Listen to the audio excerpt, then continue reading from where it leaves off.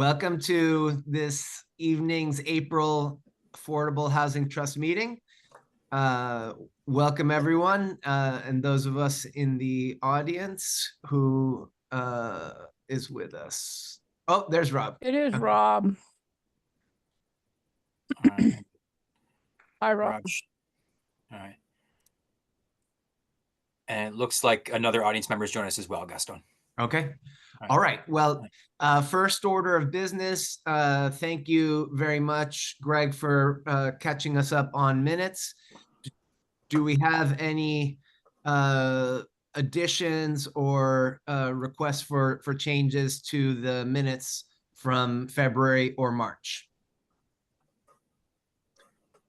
Okay, so seeing no comments, motion to approve both sets of minutes. Can we just do a hand vote? All in favor, give a thumbs up. Okay, so approved. Excellent. Unanimous vote of those present.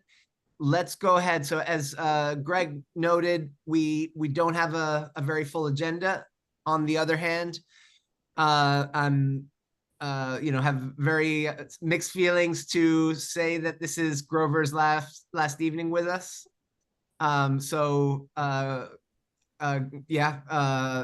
That's a sad piece of news. Grover, you want to just give a comment to us, make say anything at this time? Sure.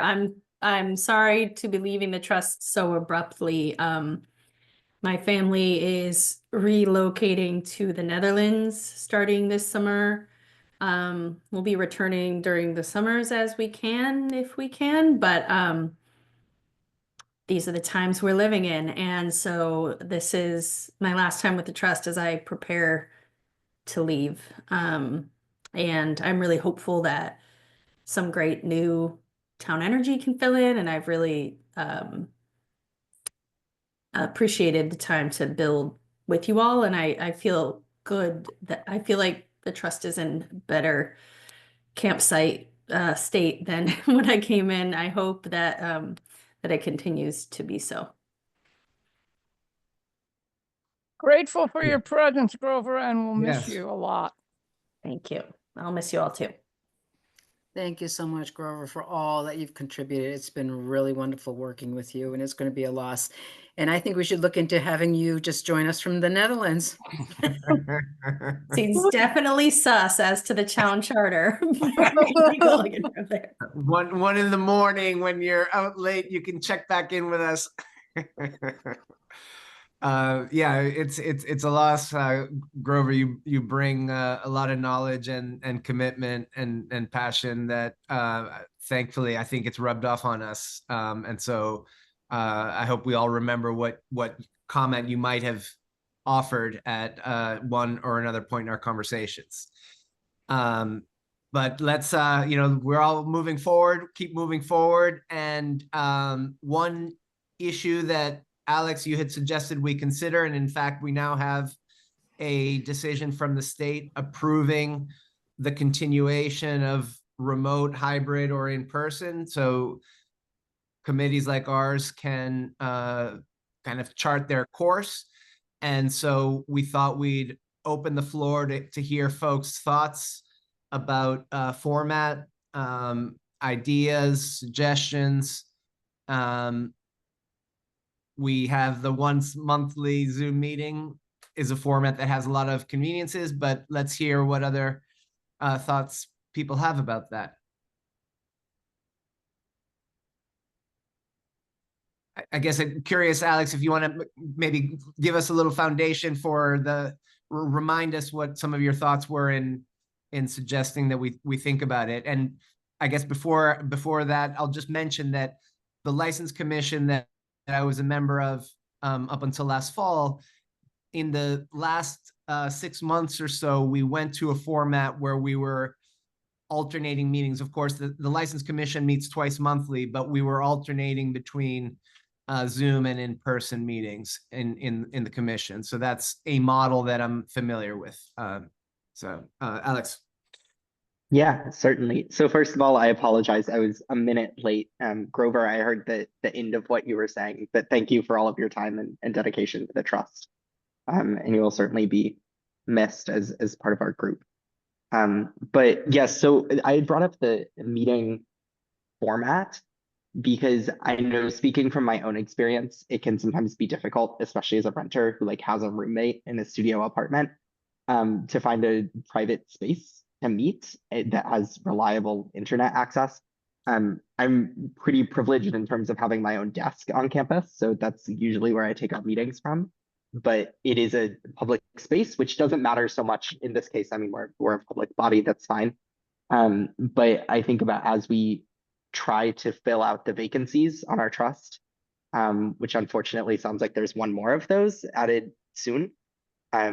It might be worth discussing the benefits of pursuing, my thought was a hybrid meeting model where we can still allow people to join remotely if that's something that is a convenience that helps them access this, but also think about having an in-person component to that, whether that's alternating meetings or meeting just fully hybrid, as some other committees do.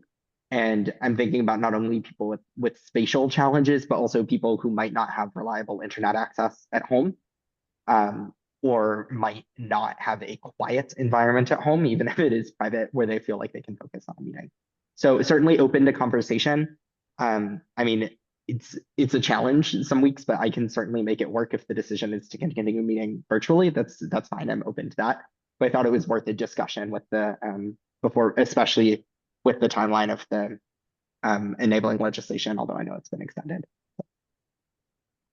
Okay, so other thoughts? Carol, please.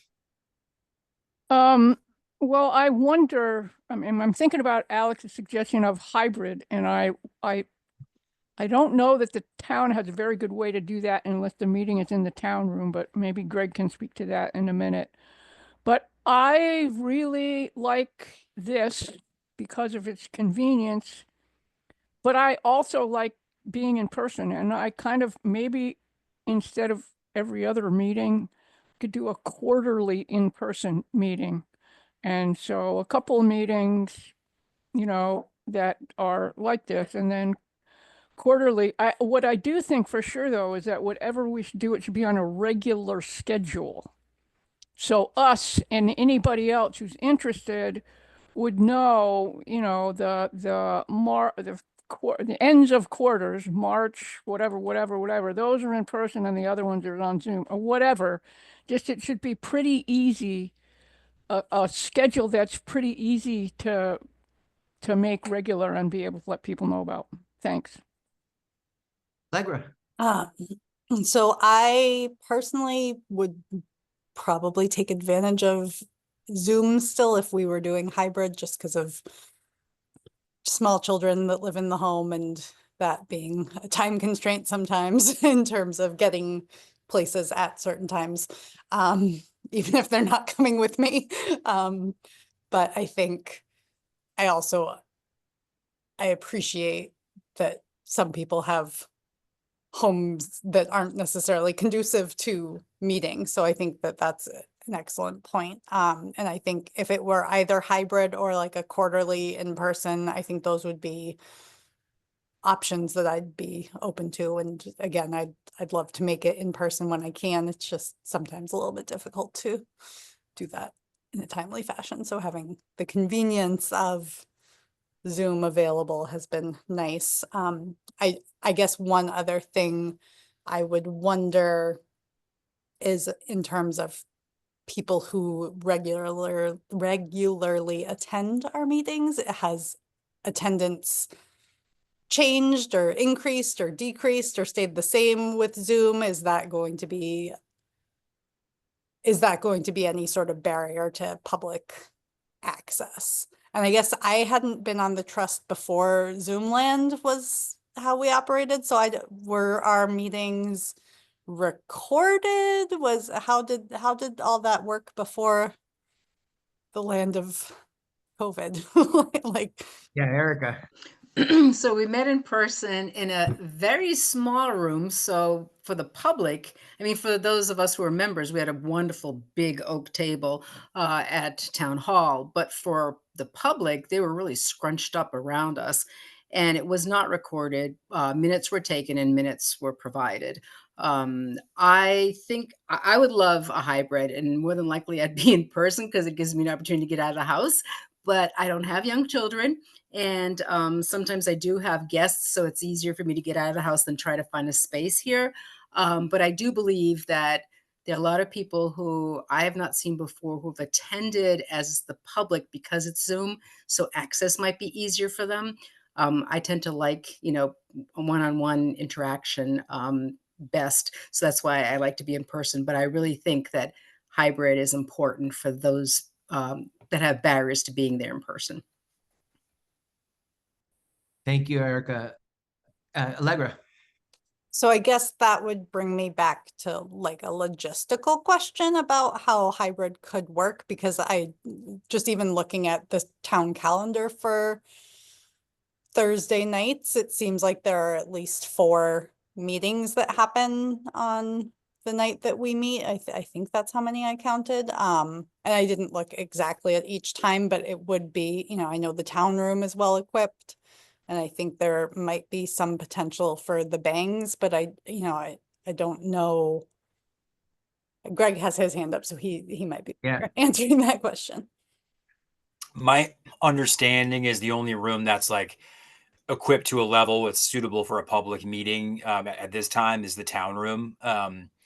I think we might be sort of doing DIY solutions in other spaces, which I don't think quite meets the standard that probably we would want or probably be expected of us. I'll say too, sorry, and this finishing thought, I think there's probably a fair amount of, like, especially if we gave it some lead time, we probably could do a quarterly or every other meeting or something in the town room. I think most committees are remote. I think other than council, and I guess the license commission, in fact, the license commission is tonight in that first floor conference room. Sorry, Alex, I was hoping to get you in there. Yeah. So, but I think for the most part, things tend to be remote. Meaning we probably could get some. I wonder if our guests this evening have any comments, because you're joining us on Zoom. We're very pleased that you chose to give us your attention this evening, and wonder if, yes, could we promote Linda Slakey to join us, Greg?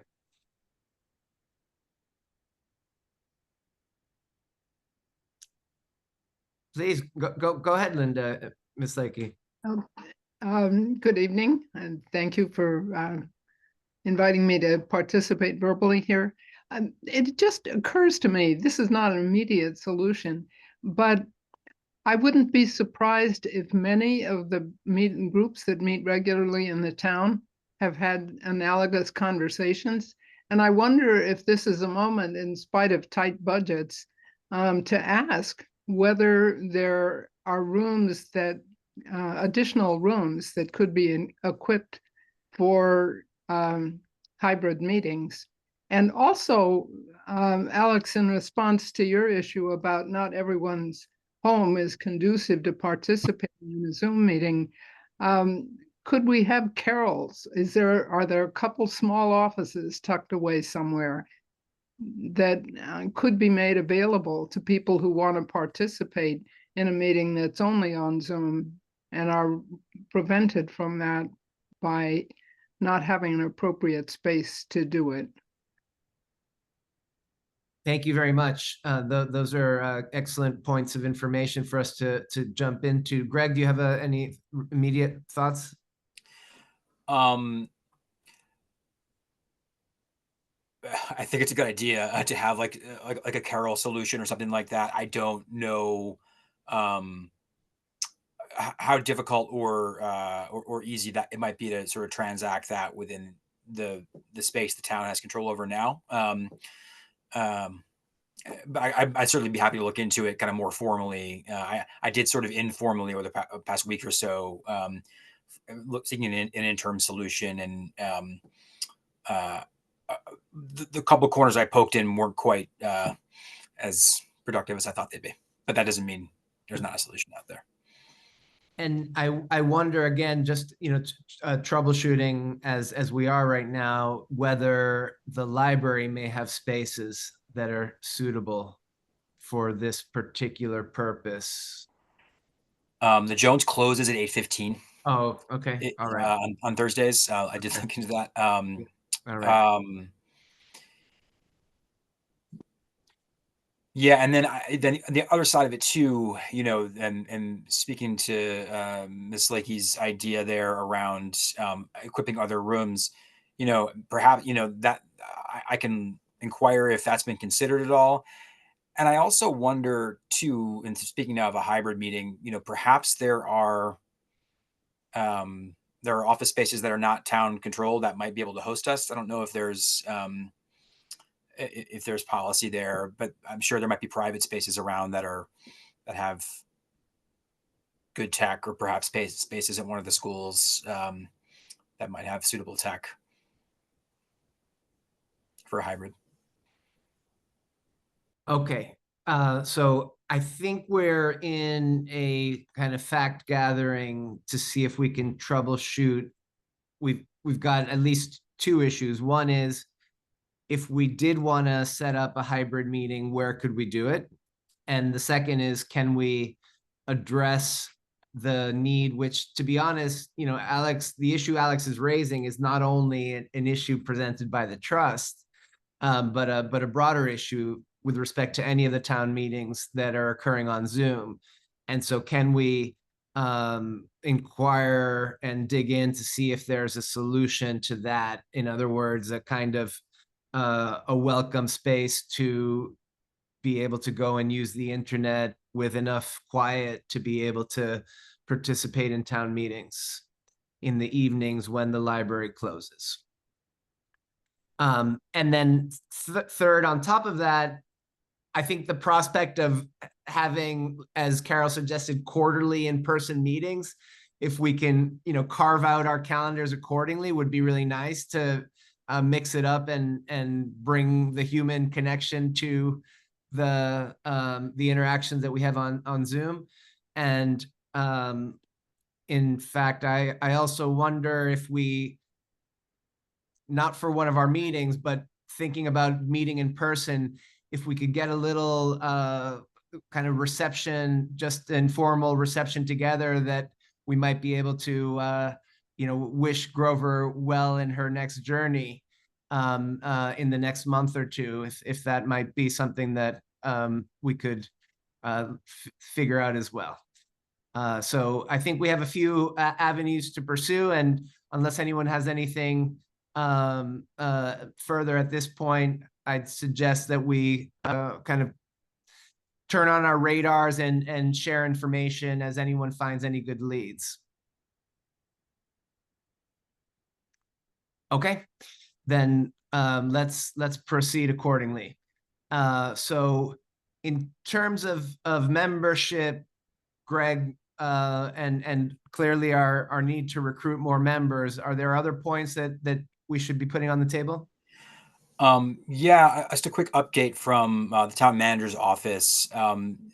There's going to be a bit of a public push and a press release, and I think some social media outreach and that kind of thing regarding recruiting committee members across the board, across all vacancies. And that's going to happen, I think, in the next couple of weeks. And then they are going to advertise a soft deadline, which won't be basically just to sort of give people a deadline in their heads to apply. It won't, people will technically, I think, still be able to apply afterwards, but the published soft deadline they're going to use is going to be May 18th. So when that press release comes out and that sort of mini campaign rolls out, I'll CC the trust, and folks are welcome to spread the word to folks who might wish to apply. And there are folks that are in a queue, I guess there is a list of folks who have applied over the years that will get recontacted by the town manager's office. Some of them expressed specific interest in the trust, and then some folks are just interested in committee service generally. So kind of a range of depth of interest there. But I think that's it. Okay. Any other comments on recruitment? Yes, Erica. Yes, I just want to give a shout out to George Ryan, who always puts it in his newsletter that the town is looking for people to get on committees. And at the Global Festival this past Saturday, there was a table there from the town, and people talked about getting on and being part of committees and getting involved in the community. So I think there are multiple pushes by the town to really get the word out and get people on board. Excellent. All right. So we should remember when we're talking to a friend or colleague to think, are they someone who might be worth recruiting? So let's keep that top of mind. And we can go ahead and jump into committee updates. So would any of the committees want to kick off education, fundraising, development? We certainly have things to share from development, but education or fundraising? Allegra. Sure. So let's see. Since our last meeting, I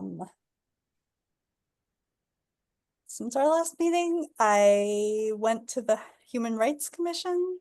Yes, okay. I was like, when was our last meeting? When have I done things? Okay. So I spoke with the Human Rights Commission, and I've been in touch with one of its members, putting together a list of resources, focusing around different rights related to being housed. So we kind of looked at it as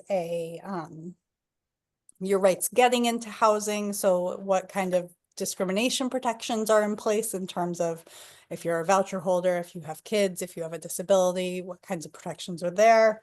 And then rights once you're in housing. So if there's mold or if there's conditions problems, what are your rights in terms of getting those things fixed? And then what are your rights if you're at risk of losing housing? So rights around eviction and that process. So we have been kind of putting together a list of different resources, kind of inspired by their page that they have up right now with immigration resources on it. So they have a pretty comprehensive list of resources for immigration stuff. So kind of thinking we could echo that list, and then from the list that we put together, eventually maybe develop some sort of more like bullet point pamphlet type thing. I am also kind of trying to gauge if there's anything out there already so we're not replicating things. And so far the answer doesn't seem to be yes. So we'll work on that. I also spoke with someone from the Energy and Climate Action Committee, and one of the suggestions around maybe an area we could share information or some sort of education opportunity down the road would be kind of thinking about retrofitting units that are especially in rental units. So we kind of floated the idea of, is there a way that with the registry of rental properties that could be some sort of blast out to the property owners to say, like, this is, Mass Save can come in and do these things. It would save hopefully you and your tenants money in the long run. So, and they are going to have a table at the Sustainability Fair, which is the 26th of April. So that maybe next year, that's something that we could have more on our radar. I think that this year, maybe I'm not going to be in town anyway, so I can't like volunteer to do anything that day, but perhaps that's something we can figure out how to participate in earlier. And then we did at our subcommittee meeting this past week, right? I have like my concept of time is just, it's not it's not good. But yes, it was last Friday.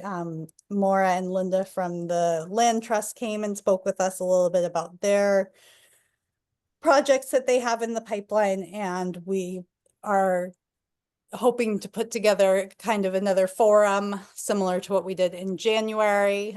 We kind of landed on the thought of perhaps reaching out to also Habitat and Valley Community Development, which I need to do. It has been a week, but that is on my to-do list for tomorrow to kind of gauge if there would be interest in looking at affordable home ownership in a forum of that manner, and kind of what has been done and how some of the organizations are already partnering together. Is there anything you would add to that, Alex? No, I think that was a good summary. Thank you, Allegra. And I guess the only other thing we did talk about was the elevator pitch. We got one suggestion, which was from Grover, which I think was accepted by our subcommittee as a friendly amendment. I don't know if we put the statement together fully again, and I apologize because I don't know if I was supposed to do that. No, I apologize. I think that I was, but we will, how about this? We will bring it back at the next meeting along with the draft of that flyer, because hopefully by next meeting, our subcommittee will also have a better idea of what the focus of the event that we're talking about is with Habitat and the Community Land Trust. So hopefully it can be geared towards that. Perfect. All right, so that's our update. Okay, any questions for this group? My question is just to clarify what the vision is for the human rights and housing. Do you conceive of a kind of statement of rights of people to housing and clarifying legal rights? Is that the idea? Yes, and so I think in listening to part of their meeting too, they are actually they're putting out like a kind of short video about what their committee is doing, and two of their focus areas. I think they were choosing three, but one was immigration and one was going to be housing. So Okay. It came at an opportune time that we were having this conversation, because they were also having the conversation. So Okay. Excellent. All right. How about fundraising? I can give a little bit of an update. I feel bad because we any news that we have, you would know about it, because there would suddenly might be money in the coffers. Our work is it's long term, and it's laying groundwork mostly. Yeah. So we don't have updates regularly, although we are working.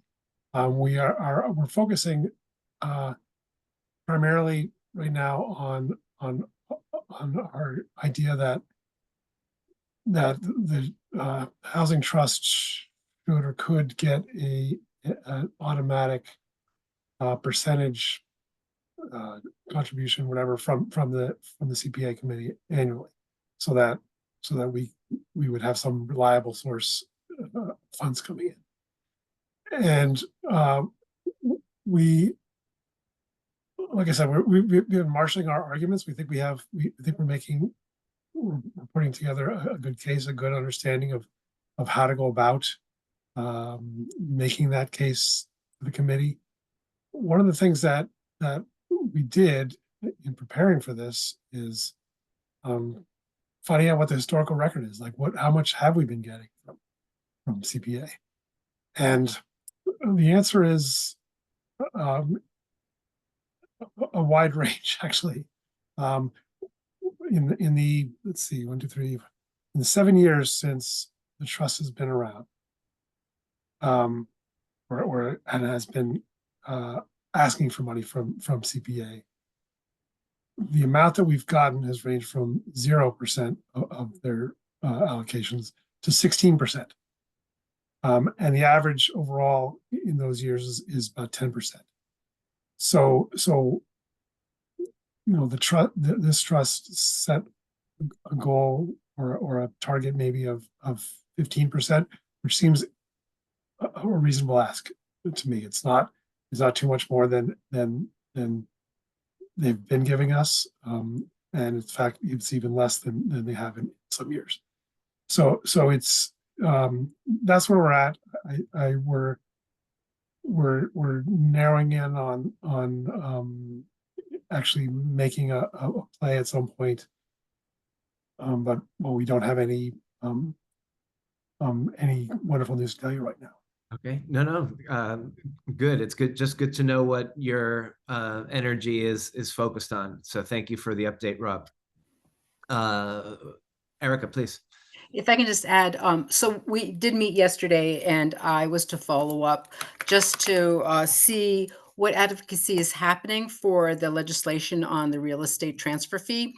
And actually the coalition, it's the Local Option Housing Affordable Coalition. They actually meet monthly, and the person I reached out to asked if maybe one of our representatives from our trust would like to meet, be part of that meeting. It's the first Tuesday of the month. I will try to do that, but if there's anybody else who's interested in doing that, let me know. But the person who actually is leading this is Mark Martinez from the Mass Law Reform Institute. And one legislation that is out there is Senator Comerford's, which hers is Senate Bill 1937, an act enabling a local option for the real estate transfer fee to fund affordable housing. And what it does is actually sets about defining all the different entities that actually can create a local option for a real estate transfer fee. So that's actually in the Committee on Revenue. So hopefully more to come on that. And it's a long shot. As Rob said, we're doing a lot of groundwork to try to get money, but we don't have anything in hand yet. But we're very, very hopeful. We're going to set lots of groundwork to get a pipeline in place. Fabulous, Erica. And let me know about the first Tuesday. I think if that's something in May that I can help with, I think I could make it. All right, well then I guess for the development committee, we had a good session last week as well, brainstorming about this event that we are interested in organizing relating to ADUs. We had a nice development with Erica today, sharing information about a very similarly framed event out of New Bedford, and Greg was able to track down that it appears the event had 100 attendees. And so just kind of good confirmation that what we are thinking about seems like the kind of thing that can attract interest. It was actually co-sponsored by banks. And so those are more banks that we can be reaching out to.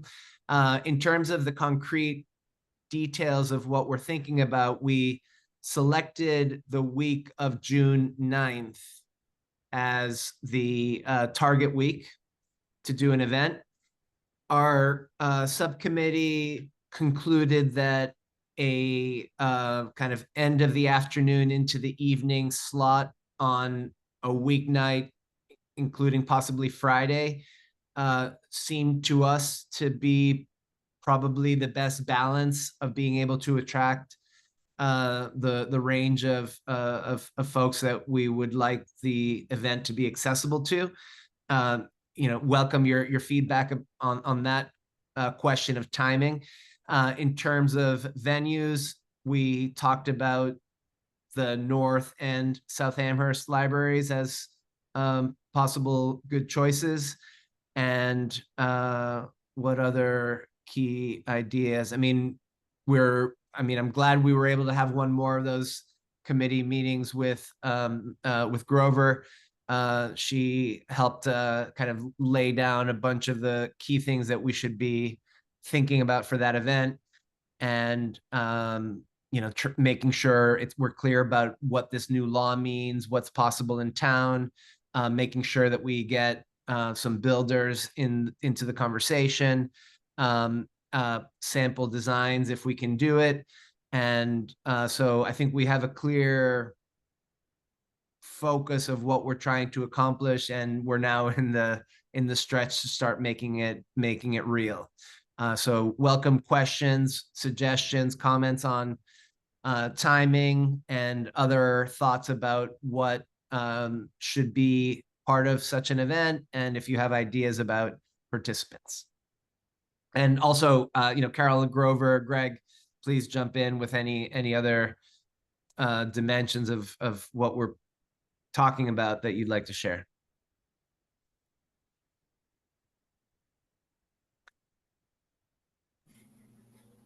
Yeah, Erica. I can't remember the names of the people who did the presentation, but I thought their map of Amherst and showing where the potential ADUs could be, I thought that was very helpful. And I think for people to see that, because it's sort of concrete. So I think that's very helpful. Interesting about North Amherst, right where the library is, I think that's where the sewage system stops and septic start. So interesting that if you have it there. But I think, being prepared to also address the issue of septic as part of this. Okay, let me write that down. Yes, we were talking about the UMass professor who joined us. Alex. Yeah, kind of thinking about that moving forward. Has your subcommittee had a chance to talk at all more about, I know you'd mentioned them, we've discussed them a little bit as a trust, but like pre-approved plans or some form of lookbook? And to that end, have we thought about reaching out to the architecture and planning departments at UMass and seeing if that's something they'd be interested in picking up, maybe even as a studio? I mean, it probably wouldn't be like an immediate thing, that's a longer term, but if we're really wanting a lot of decent quality work to help people vision, that might be a place to reach out and see if they're interested in it. It's certainly a trendy enough topic now in design that there might be interest there, and we could leverage some of their experience. That's appreciate the suggestion. And Alex, if you have a contact person that you'd suggest we reach out to, that would be very helpful. But yes, what we talked about in terms of plans, one would be to share plans of ADU that has been built in Amherst, and maybe talk to the planning department for comments about what would be a good choice as a model for prospective builders to consider. Allegra. So this is not in direct response to what we are currently talking about, but it's adjacent in that I'm looking at our trust and I'm thinking about the turnover that will happen, and it appears to me that perhaps the fundraising committee will be leaving us at with the June goodbyes. And then, so I'm wondering if there is a plan for continuity in terms of the information, and if there are minutes from our subcommittee meetings or like contacts that have been made that we can pass on to Gaston at the very least, so that can be, once we have new members on board and they have chosen committees to join, then we won't have to completely reinvent the wheel. That was just my. Yeah, no, it's a good thought. And I guess Greg, Erica, and Rob, maybe I can join your next subcommittee meeting to help provide that backbone of continuity. We have minutes. We have minutes from every meeting as well. Okay, good, Yep. good. Yeah. And we certainly thought, I think the trust has imagined that non-members could be part of subcommittees. So, even if I'm not a member of the trust, I could still. Okay. Yes. Okay. Good. Good. I wasn't sure where you were going with that, Rob, but that's the best way to go with it. Thank you. Okay. So, but before, just make sure that if anyone did have a comment or question about the ADU event that we are beginning to cook up, please share that now, or follow up with me or Greg offline. Yes, Carol. The comments about minutes made me wonder, are we supposed to actually like have them somewhere? I mean, yeah, I've been keeping notes, and I need to get us to approve minutes at our next subcommittee meeting for the meetings that we've had. And then they'll be somewhere where like somebody from a different subcommittee could go find them and read them, maybe eventually somehow. Yeah, yeah. Greg? Yeah, I was just gonna say, if anybody knows local lenders, like contacts at lending institutions that might be interested in participating in something like this, I think that might be good. I mean, I think we've got some pretty good leads, including at least one lender from out of town. But I think it might be good to have some and some local lenders. And we're reaching out to some folks too. We haven't gotten through the whole list, but just wanted to name that constituency. Okay. Erica? I'm curious if we've reached out to UMass 5 because they seem to be very innovative and progressive. And if people don't have time, maybe I can see if I can talk to some. I don't know anybody there, but I am one of their members. So I think, they, at least to find out, for a credit union, they tend to be a little bit more progressive if they would be interested in something like that. I would certainly, especially if you go in person and could chat with someone and find out who would be the right person for us to talk to, that would be fantastic. Okay, I'll do that. Okay, I suppose we should move on. And next we have town updates. All right, a few things here. I think leading with maybe the most exciting thing, there is going to be a groundbreaking on the 30th for Amherst Community Homes. You're all invited, and that should be a fairly informal, fairly brief event that Valley CDC will lead. They're closing tomorrow, which is exciting. A sort of related event, also a Valley event, which I'm hoping to get myself to on the 20th of May, is a, sorry, I hope I said groundbreaking for Amherst Community Homes in Northampton. Will be a ribbon cutting of a completed project on Laurel Street, which is near Village Hill in Northampton. Some sort of smaller townhouse type clustered buildings as opposed to one larger one. It's typology I'm interested in checking out, and folks might be interested in doing that as well. Another sort of interesting learning opportunity, which I am working hard to get to, if I can figure out a couple personal obstacles scheduling wise.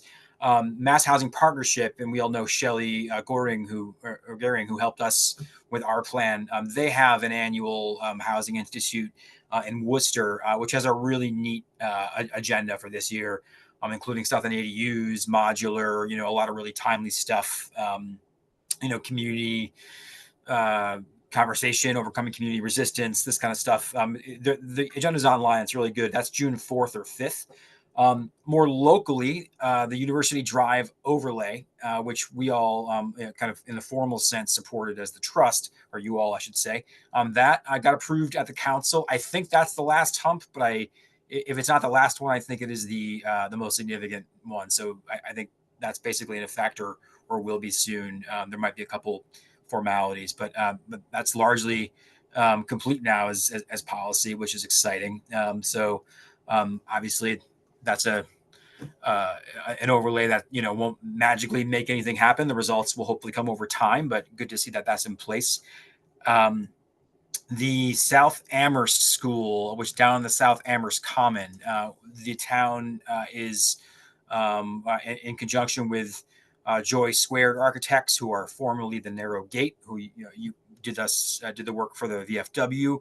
That process in the South Amherst School property is launching probably the first week of June. We'll have a public event for that engagement process, specifically for that property. And the goal for that process, which will probably wrap up in the fall sometime, is to come up with not one, but probably 3 distinct development concepts for that site, so that the town can kind of weigh different directions to go. But so for folks who are interested in South Amherst, and we'll obviously send a flyer out and stuff as we get a bit closer, but that, I think we're looking at the first week of June for that. And then finally, the housing production plan, the HPP, is hopefully the planning commission will look at goals and strategies that you all had a look at a month or two ago. I believe it was last month. Those have been updated fairly significantly, including with feedback from you all, and then also a fair amount from staff. So the planning commission will look at the goals and strategies as part of a larger agenda next week. And then, if all goes as planned, on May 17th, look at the whole plan. And I'm a little bit unsure about if 17 is quite the right number there, to be honest. But whatever that week is, the planning commission will look at the whole thing. And that must be not the 17th, but the 14th, I believe. I believe they're on Wednesdays. And I can send that around. And I think that's kind of the quick rundown of town updates. I don't know if folks have questions, but Carol. I heard at least that the fire department is not going to be at Hickory Ridge, which leaves me wondering if there's anything going on about what is going to be at Hickory Ridge, like some kind of housing maybe. I don't think there's a formal plan in any direction, but I know that housing is among the options that remain on the table there. And I think, it's, that's something that we'll strongly consider. And I think that if the trust feels strongly about it, we can, or you can advocate as such. But I think housing is more of a possibility than it was when there was a fire station being considered for that. Allegra. Two things. One, with the update from Wayfinders that they had not received a certain chunk of money, is there any update as to where they are in the process, or if there are other sources of funding they've secured, or Sure. So, sorry, your last question. My question, does the project completely come to a stop until money? I mean, they can do some work in the background, and they're probably seeking, I think Jamie mentioned he was looking at, at some sort of supplemental money for energy efficiency stuff, that kind of thing, but smaller scale. But the big chunk, we don't know yet whether EOHLC will do a mid-year funding round. I don't know at what point they decide that. I would guess they would know within a month or so, because all the organizations need time to submit those applications. But so certainly if there's a mid-year funding cycle, they'll apply for that. And then if not, it'll be next January or whatever it is that they apply to the next round. And I think, EOHLC may wait right until the very last minute now that I think about it, because there's just a lot of financial dynamics out there that are unpredictable right now. So the fact that they didn't get funded doesn't mean the project is off track or in danger or anything like that. It just means it's not happening as quick as we'd like. So. And then my second thing was, can I move that we, as the trust, write a letter to the town in support of housing at Hickory Ridge?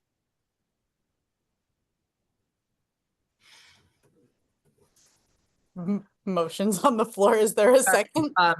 It's a good point or question that you're raising. Let me note that we had requested that Dave Zomek join us to tell us about Hickory Ridge, and so I wonder if we have that opportunity coming to us so that we could send a letter that was more informed. Greg, I wonder if you can respond to that point before we go to other comments. Sure. My understanding was Dave had hoped, I think, to talk to the council about that, more formally, and then, debrief either the full trust or the development committee, I think, depending on the schedule. I'm pretty sure that hasn't happened yet, although it's possible he didn't let me know. But I think the way the timing lines up, I think the council has been pretty steeped in budget stuff. So I suspect he may not have given that update yet. So that's kind of what I heard on the timing. So I think that my guess is that presentation probably to us, or some informal communication to us, probably could be forthcoming within a month, I'd say, whether the development committee or the next trust. And I can certainly inquire. Allegra, since you were making a motion, let me give you a chance to see if any of the comments you heard since are relevant to you. So I'm pretty sure that when this all started, there was some sort of presentation to us about like what could be used as buildable and what can't be used based on either wetlands or what they already have set aside as solar. So, in terms of like, oh, we have a concept for X number and X target audience, like that, I don't have laid out in an idea, but I think broadly saying like we continue to support the idea of using this piece of land that is developable for housing is pretty, leaves the door open, but also shows that we're still paying attention. And I mean, I think just to go back to when they did have the public forums about this, which was, when was that? 2022? Yeah. So 3 years ago, I think I remember at least like 91 of like the however many, which wasn't many more than 91 comments were in support of putting housing there. And that was from the community as a whole, not necessarily just from the trust. So I guess I'm feeling a little bit like we're reinventing the wheel again and again with the town. And I don't think it could hurt to send a broad letter and then dig down into details when details are more available. But I think at one point there was like a map of this is, I don't remember if it was 5 or 10 or somewhere in between 5 and 10 acres along the road. Okay, so we Allegra's made a motion. Erica? I would agree that we should actually right now be very clear that we support development for housing, because we were very, very clear. We were very, very active. There was some sort of a word map, and we motivated people to get on there and, put their, comments in there about housing. And it seemed like it went full steam ahead and then boom, stop, nothing. And we've heard nothing. And then it was all about the fire station, which I understand the fire station was needed, but now we understand that they've got an alternative place. So I think, housing can be sideswiped. I think we need to be clear that we stand strongly, that we want to see housing developed there. And we actually had somebody come from the Boston area that does develop senior housing, because that was a huge area that was also identified, and showed us how it could actually be developed there. So I strongly, agree with Allegra. We should make our voices heard now before other people's voices get heard and are louder than ours about something else. And that wasn't actually my original comment. I just wanted to ask Greg, once we're done with this, about VFW, unless I missed it, and Strong Street, which keeps on coming up. And I know he has an update, but I think one of the alternatives, we said, if that doesn't move, we should sell it and bring the money to affordable housing to our trust. So those were my comments originally. Carol? Or Greg, do you want to respond to Erica's? I guess we've got a request from Erica for updates on VFW and Strong, but let's bracket those and continue the Hickory Ridge conversation following the motion from Allegra. Carol? Yes, Okay. I think it's, I mean, Or- it's like, how Yeah. many times do we have to say the same thing over and over again? So Okay. it seems like a very simple letter is a very good idea. And yes. All right. So in terms, I mean, does anyone, I mean, we can put this to a vote, but let me just ask, would anyone recommend not sending such a letter at this time? Basically sending the signal, we're paying attention. We know that the fire station is off, and we want to, remind you how important we think housing is and how appropriate that site is, and remind you that the town folks who spoke up were very committed to that. And so does the time, what's the best process here? I mean, we could have a letter to review at our next meeting, but maybe we want to move faster than that. Comments on that question, on timing. Come back, Carol? Write the letter, given what we have said, and send it to us Okay. at the same time, or something All like right. that. I don't need to see it before it goes out. That's my suggestion. I don't know if everybody else Alex? agrees with me. I agree that it's probably better to be faster than slower on this. I would ask as a courtesy that we all see the letter before it go out, even if that's just to come up with a draft, send it to us, give us 24 hours to read it and get back to you. Not that I don't trust you, Gaston, if you're the one writing it, No. but I do want to make sure, just as a matter of course, that we all get a chance to see it in case there are any objections.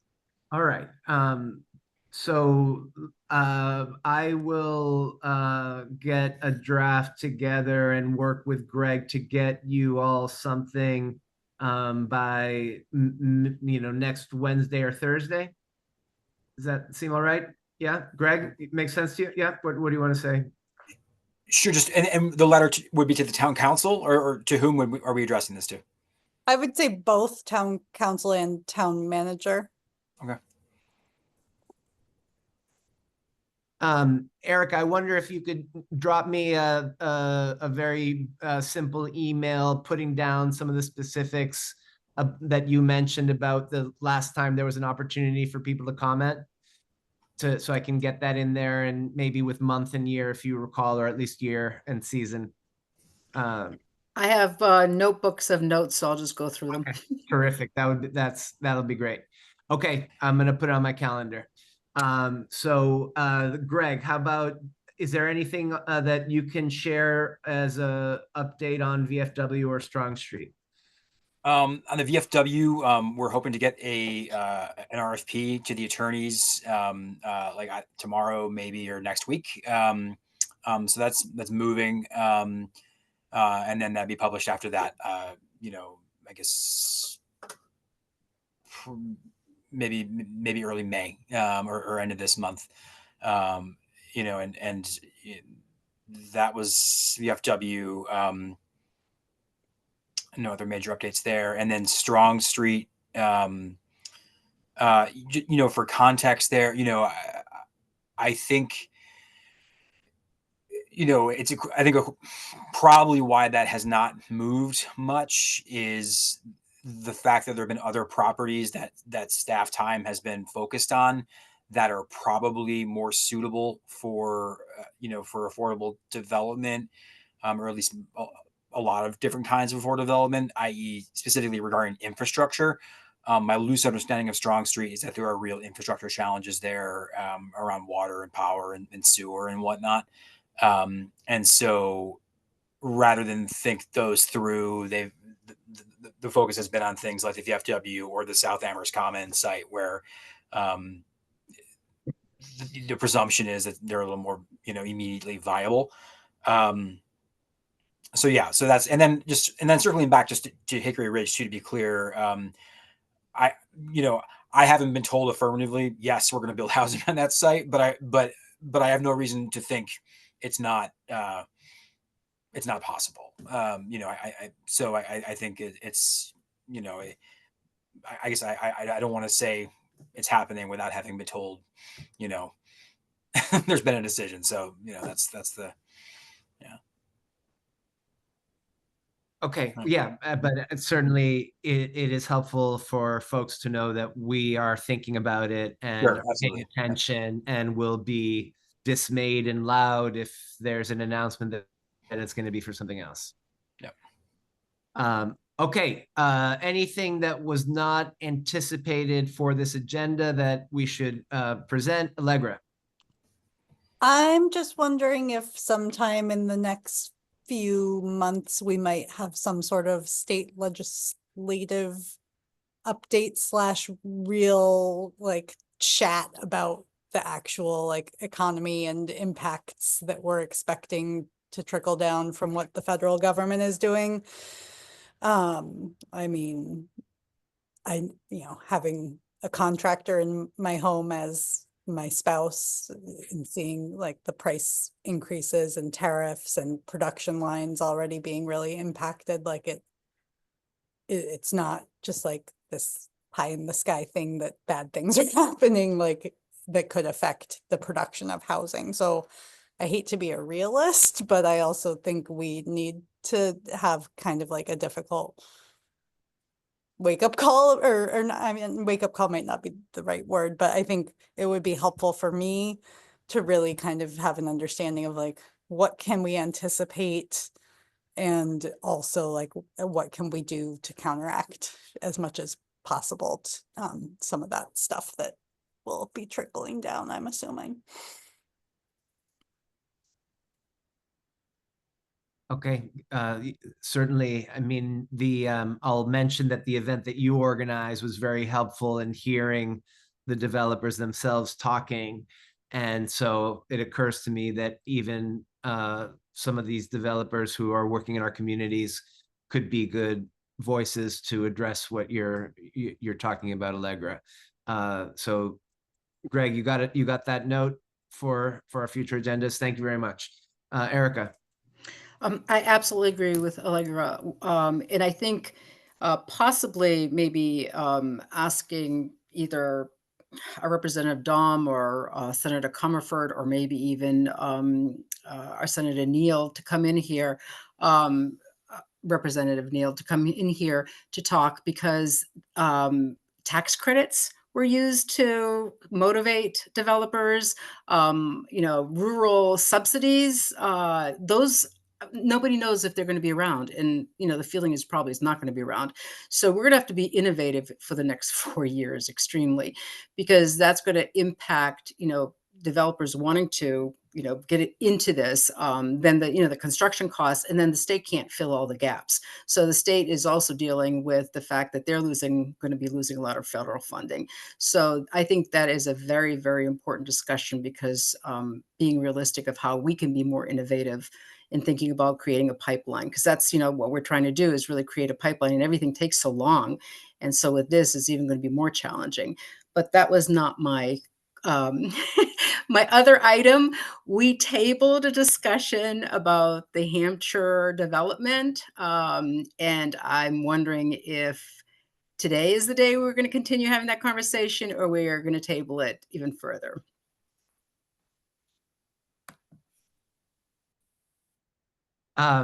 Well, Erica, I apologize. It slipped my mind to put this back on the agenda and ask us all to give it attention.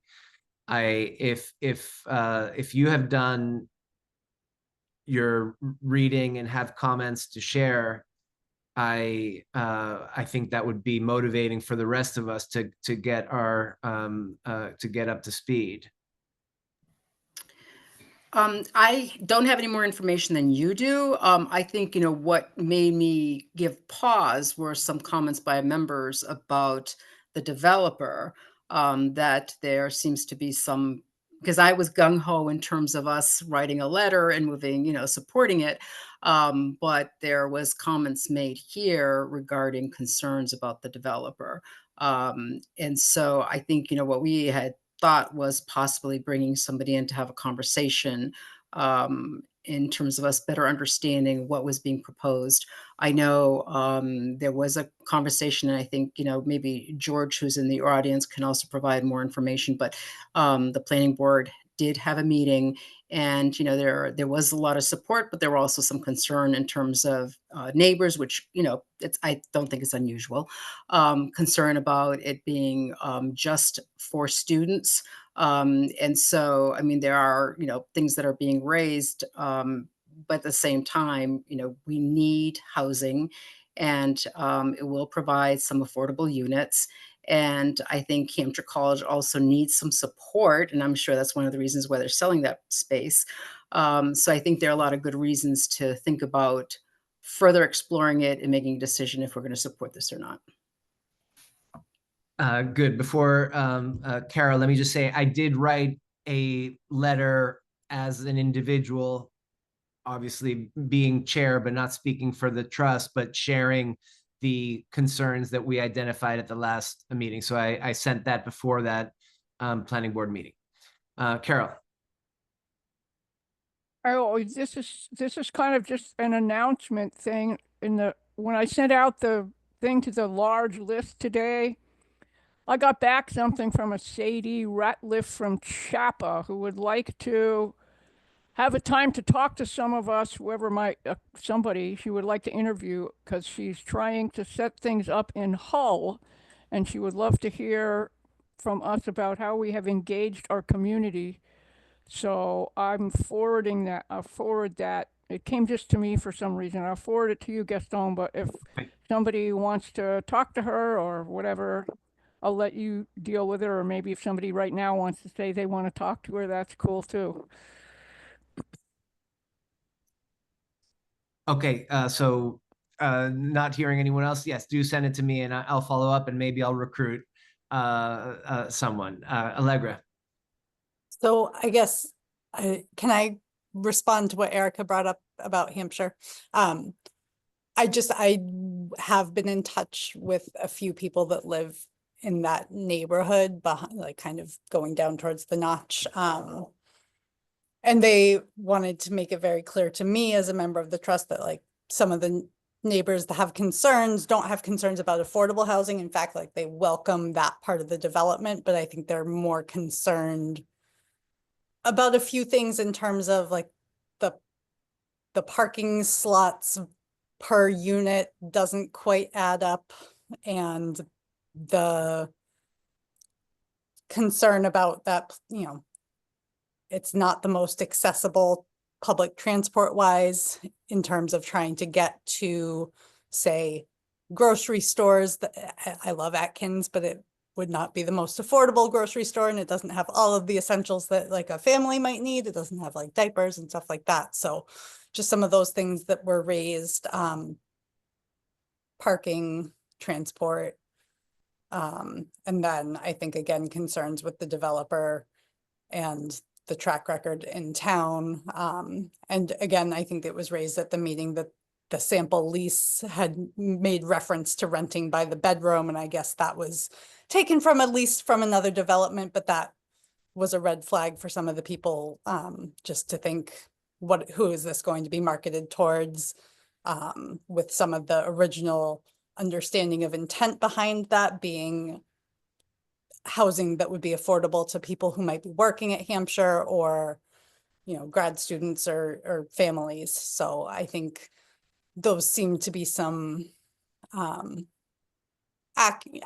legitimate concerns. And again, this group of residents that I'd spoken to was very like adamant that they would like to see affordability in the units, that is not any part of the issue that they would take with the development. It is